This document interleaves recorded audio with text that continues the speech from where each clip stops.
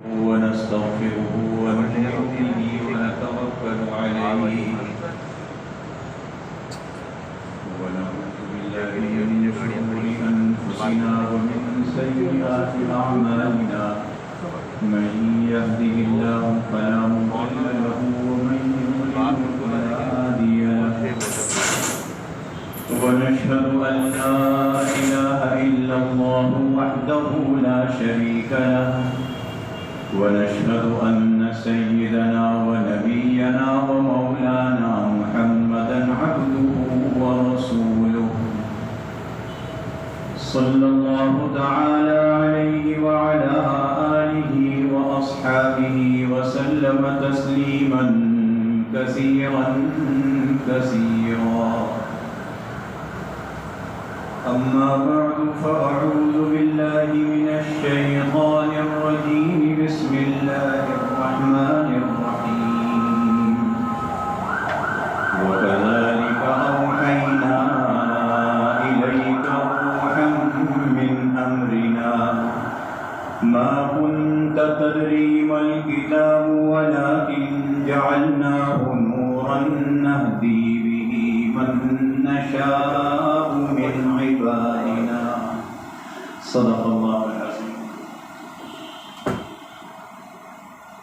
بزرگان محترم اور برادران عزیز، اللہ رب العزت نے انسان کی تخلیق فرمائی اور انسان کی پیدائش اور تخلیق کے بعد اس کو آزاد نہیں رکھا، بلکہ اس کی ترقی کے لیے، اس کی اصلاح کے لیے اللہ رب العزت نے پیغمبروں کا ایک سلسلہ شروع فرمایا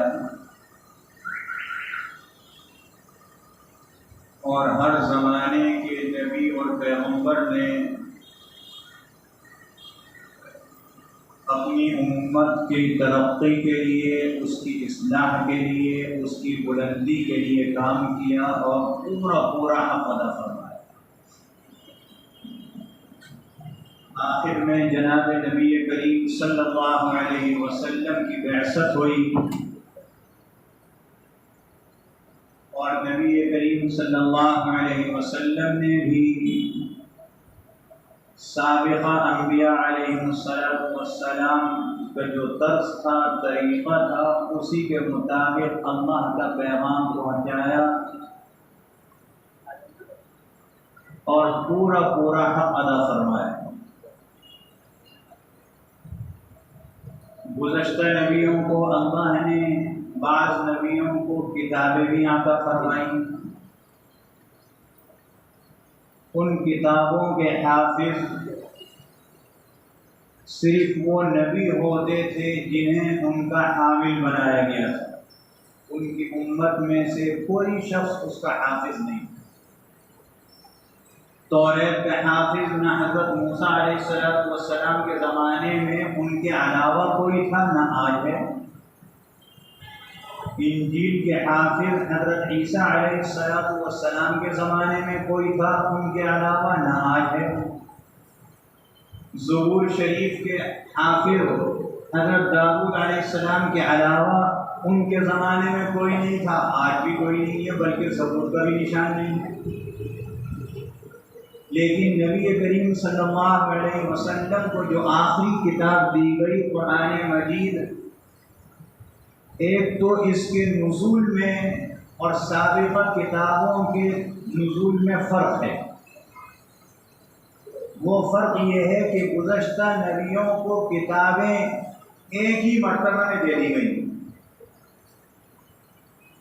حضرت موسیٰ علیہ السلام کو کوہ طور پر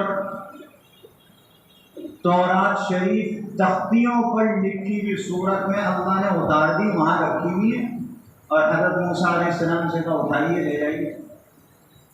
پوری تورات شریف زبور پوری اتری ایک مرتبہ میں، انجیل پوری اتری ایک مرتبہ میں، لیکن قرآن مجید ایک مرتبہ میں نہیں اترا۔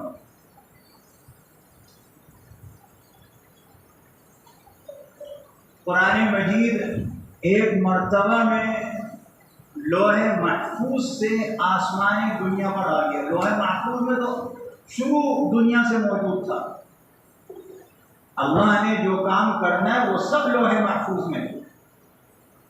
لوح محفوظ سے آسمانی دنیا پر جبریل امین آسمانی دنیا پر اتار دیا اللہ نے۔ آسمانی دنیا سے حضور علیہ السلام کے قلب مبارک تک جبریل امین واسطہ ہے، اور جب جب جس کی ضرورت ہوتی ہے وہ آیت، وہ رکوع، وہ سورت اللہ بھیج دیتے ہیں۔ آج جو سورت بعد میں ہے پتہ یہ چلتا ہے یہ کہیں درمیان میں اتری تھی۔ حضور علیہ السلام نے اللہ کے حکم سے قرآن کو ترتیب کے مطابق کر دیا جیسا آج ہے۔ یہ 22 سال 6 مہینے کچھ دن کم و بیش 23 سال میں نازل ہوا۔ کہاں ایک مرتبہ میں کتاب اتری، کہاں یہ 23 سال میں اترا۔ اور نہ صرف یہ کہ جناب رسول اللہ صلی اللہ علیہ وسلم اس کے حافظ ہیں، بلکہ آپ سے صحابہ کرام سیکھتے ہیں، اس کے حافظ بن رہے ہیں۔ اب قرآن مجید ایک سال میں جتنا نازل ہوا، آئندہ سال جبریل امین آ رہے ہیں، ایک سال ہو گیا نزول وحی کو۔ اقرأ باسم ربک الذی خلق پہلی آیت تھی، ایک سال کے بعد جبریل امین آئے۔ جتنا قرآن اب تک اتر چکا ہے وہ تھوڑا تھوڑا کر کے رسول اللہ صلی اللہ علیہ وسلم کو سناتے ہیں، رسول اللہ صلی اللہ علیہ وسلم جبریل امین کو سناتے ہیں۔ دوسرے سال پھر آتے ہیں، اب تک پہلے دن سے اب تک جتنا قرآن نازل ہوا وہ ان کو سناتے ہیں، آپ علیہ السلام کو 23 مرتبہ آئے۔ اور جب قرآن مجید اس طریقے سے سناتے ہیں کہ جتنا نازل ہو گیا تو ترتیب وہ ہے جو اللہ نے اس قرآن کے رکھی ہے، اس ترتیب کے مطابق سنا رہے ہیں۔ صحابہ رضی اللہ تعالی عنہم میں سے کتنے ہی ہیں جو اس کے حافظ ہیں، انہوں نے اس کو آگے پھیلایا۔ اس امت میں قرآن مجید کے حافظ ہیں، یہ واحد امت ہے اس روئے زمین پر کہ اللہ کی آسمانی کتاب کے حافظ اس کے افراد مل جاتے ہیں، گزشتہ امتوں میں نہیں سوائے نبیوں۔ تو یہ قرآن مجید اللہ کی کتاب، اور جو حافظ اس کا ہے اس کی اللہ نے کیا شان رکھی ہے؟ حدیث شریف میں آتا ہے ایسا حافظ قرآن، علماء تشریف فرماتے ہیں حافظ قرآن سے مراد وہ ہے جو اس کی حفاظت بھی کرتا ہے الفاظ کی، اس کی قرأت، اس کی ادائیگی کی، اور حافظ قرآن وہ ہے جو اس کے احکامات کو سیکھتا بھی ہے، اس پر عمل کی پوری کوشش کرتا ہے۔ یہ مراد ہے حافظ قرآن سے اس حدیث میں کہ حافظ قرآن جب اللہ رب العزت کے ہاں حاضر ہوگا میدان محشر میں تو اللہ حافظ قرآن سے فرمائے گا کہ تم اپنے خاندان کے ایسے 10 افراد کا چناؤ کرو، انتخاب کرو، مسلمان ہیں ان کا انتخاب کرو کہ جن کے اعمالوں کی بدولت ان کے لیے میں فیصلہ کرنے والوں کے جہنم میں جائیں گے، تم ان کا انتخاب کرو 10 کا۔ اور یہ حافظ قرآن اپنے خاندان میں انتخاب کرے گا، اور اللہ رب العزت اس کو اس بات کی اجازت دیں گے، اسے سکھائیں گے کہ تم مجھ سے ان کی شفاعت کرو، اے اللہ اس کو بخش دے، معاف کر دے، جہنم سے بچا کر جنت میں بھیج دے۔ اللہ خود سکھائیں گے، اور وہ اللہ سے کہے گا، اللہ اس کی سفارش پر ان 10 آدمیوں کو جن کے اوپر جہنم لازم تھی جنت میں بھیج دے گا۔ یہ حافظ قرآن ہماری آپ کی اولاد، یہ اس کی شان ہے حافظ قرآن۔ اور حدیث میں فرمایا حضور علیہ السلام نے کہ دیکھو تم میں سب سے بہتر وہ ہے جو قرآن پڑھے اور پڑھائے. یہ اتنا عام ہو گیا جو تلاوت کر رہا ہے وہ بھی اس میں آ گیا. حافظ نہیں ہے, قرآن کی تلاوت کرتا ہے وہ بھی اس میں آ گیا. پڑھے اور پڑھائے, آگے دوسروں کو سکھلائے وہ بھی آ گیا. تو جب ایسی کتاب ہمیں آپ کو ملی تو اس کے متعلق سورہ شورى کی اس آیت میں جو میں نے ابھی خطبے میں تلاوت کی, اللہ رب العزت ایک چیز فرما رہے ہیں اور جناب نبی کریم صلی اللہ علیہ وسلم اس کے پہلے مخاطب ہیں, آپ کے ذریعے سے امت مخاطب ہے. کیا فرما رہے ہیں اللہ؟ وَكَذَلِكَ أَوْحَيْنَا إِلَيْكَ رُوحًا مِّنْ أَمْرِنَا, ہم آپ کے اوپر اپنی وحی بھیج رہے ہیں. روحًا من امرنا, امرنا سے مراد قرآن مجید ہے, اور روح جو یہ قرآن مجید ہم اپنے اندر لیتے ہیں, دل میں سماتے ہیں, یہ اللہ کی روح ہے. اللہ فرما رہے ہیں میں جو وحی بھیج رہا ہوں یہ میری روح ہے. کیا مطلب؟ مطلب یہ اللہ نے آپ کے اندر اپنی روح ڈال دی. کتنی بڑی بات ہے. تو یہ قرآن مجید کے جو حاملین ہیں, ایک تو وہ یہ بھی سمجھتے ہیں کہ اللہ کی روح ان کے اندر موجود ہے.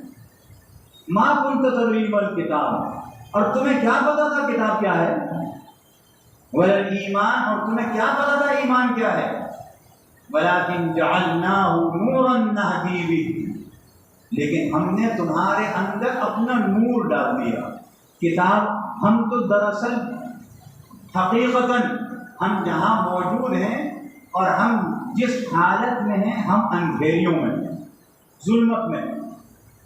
اللہ رب العزت نے قرآن مجید عطا فرمایا, اپنا نور عطا فرمایا, اپنی روح عطا فرمائی, ہمیں اندھیریوں سے نکال کر روشنی کی طرف لے آئے. یہ قرآن مجید اللہ کا نور ہے نا, اور جو نور ہوتا ہے, نور کے معنی روشنی کے ہیں. کتنا آسان ہے, بلب جلتا ہے تو روشنی ہوتی ہے, بلب نہیں جلتا اندھیرا ہوتا ہے. اس سے سمجھ لیجیے. تو اللہ رب العزت نے قرآن مجید ایسا عطا فرما دیا کہ اس سے روشنی روشنی ہے. اچھا, پھر جس کو قرآن دیا, ایک تو روح ہو گئی نا, اللہ کی روح, تو روح کبھی مرا نہیں کرتی. اور اللہ کی روح کیسے مرے گی؟ آپ کہیں ہم نے تو سب حامل قرآن کو بھی مرتے ہوئے دیکھا ہے, تو جو مرا کرتا ہے وہ یہ جسم ہوتا ہے, روح نہیں ہوتی. میں بھی ہاتھ ہلا رہا ہوں, زبان سے بات کر رہا ہوں, آنکھ سے دیکھ رہا ہوں, کان سے سن رہا ہوں, اپنے اعضائے جسم کو جو ہے استعمال کر رہا ہوں, یہ جسم کا کرنٹ ہے اور یہی روح ہے. اور جب یہ روح جسم سے نکلتی ہے تو اللہ رب العزت آنکھ کی روشنی بھی ختم کر دیتا ہے, کان کی سماعت بھی ختم کر دیتا ہے, ہاتھ سب چیز ختم ہو جاتی ہے, روح نہیں مرا کرتی. حدیث میں آتا ہے ایسے لوگ, ایسے فرما بردار جو اس دنیا سے جاتے ہیں, ان کا جسم جب مرتا ہے تو اللہ ان کی روح کو نکال کر علیین میں لے جاتے ہیں. علیین بہت ہی عمدہ جگہ, اللہ ہم سب کی روحوں کو وہاں لے جائے جب بھی وقت آئے.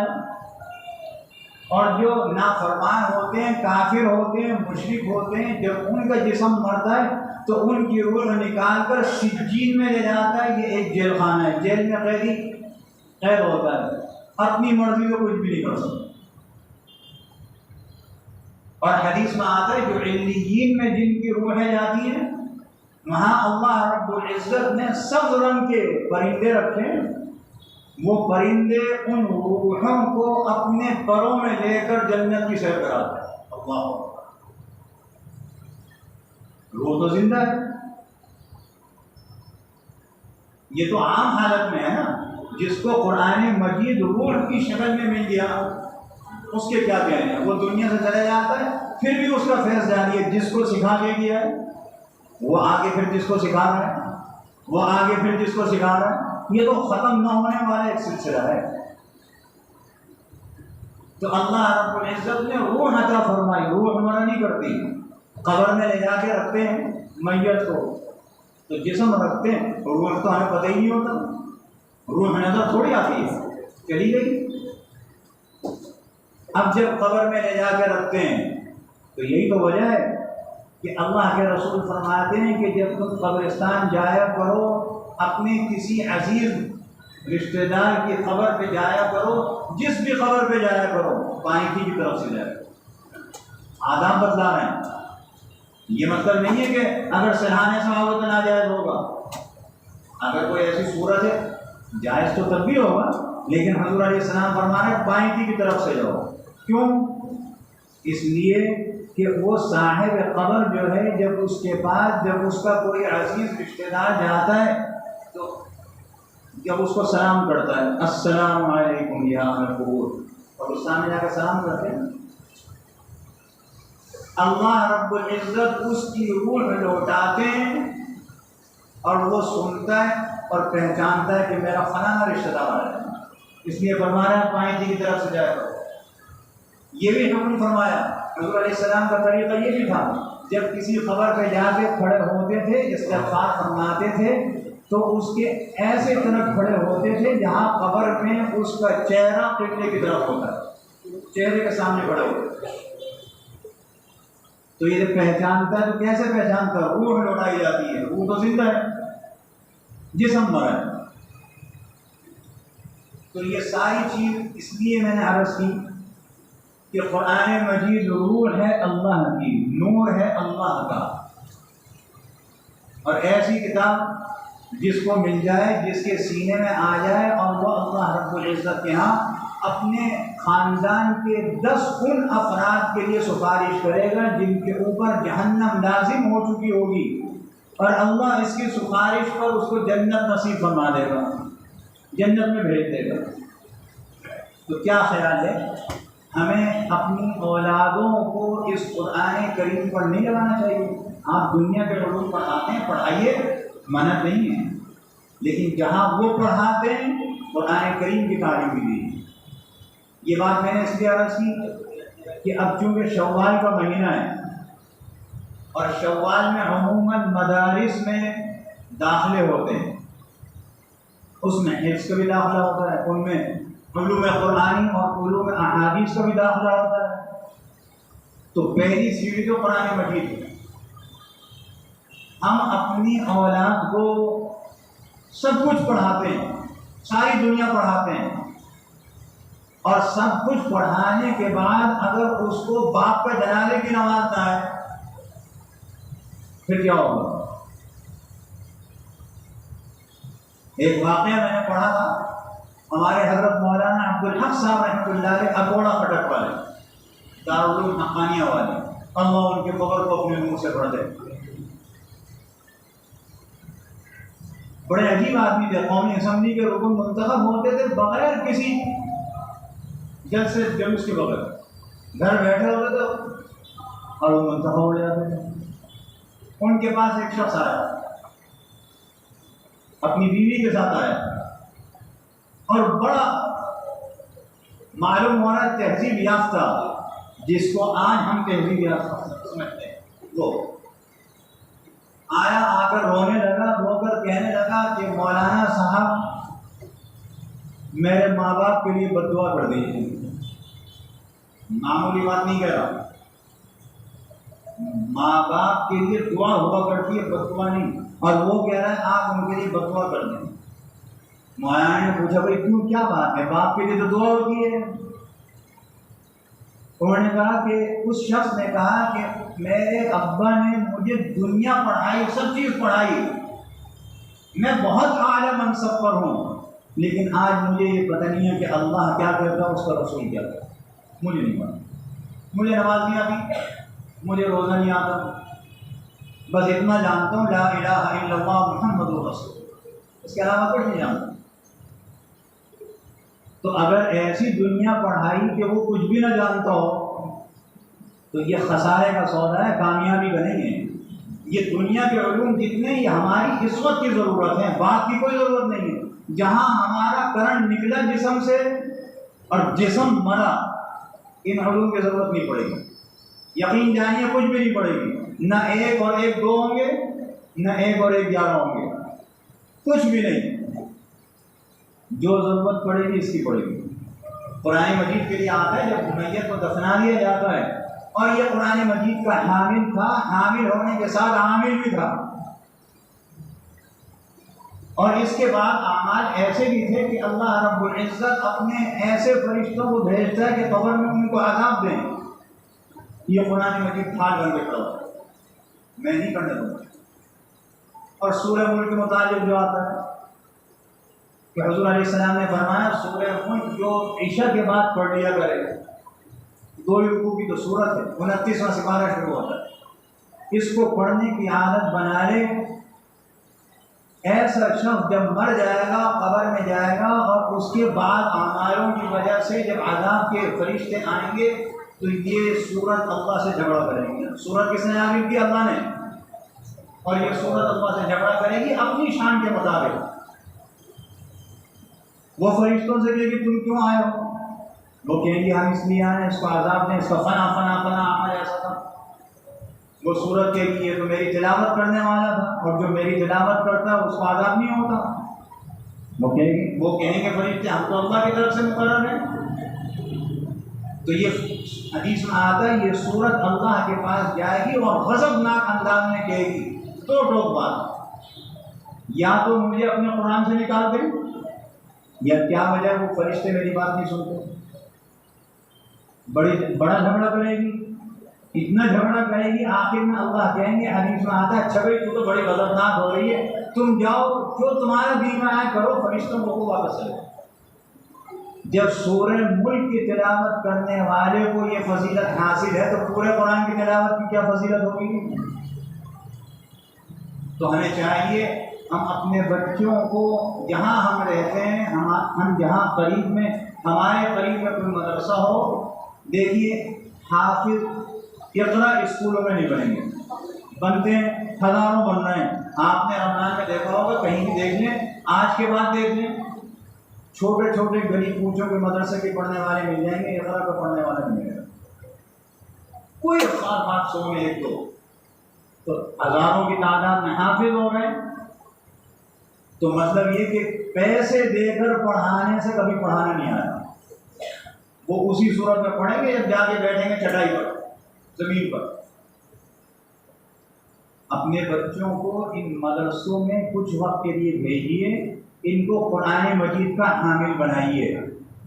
یہ اب جو ہمارا زمانہ چل رہا ہے یہ انحطاط کا دور ہے، ہر چیز میں بجائے بلندی پر جانے کے پستی میں آ رہا ہے، روز بروز ہر چیز میں، کوئی چیز بھی آپ دیکھ لیجیے۔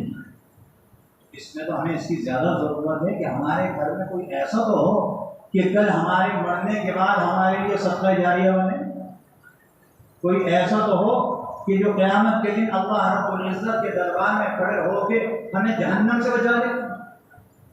اس لیے اپنے بچوں کو قرآن کریم کا حامل بنائیے، اس کا حافظ ضرور بنائیے، کوئی ایک تو ہو گھر میں۔